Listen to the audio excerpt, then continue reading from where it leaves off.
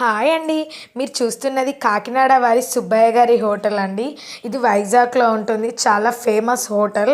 ఇందులో భోజనం బాగుంటుంది. అరిటాకులో భోజనం వడ్డిస్తారండి. మనకు ఒక 3 టైప్స్ ఆఫ్ రైస్ పెడతారు, 12 types of curries and 3 types of sweets.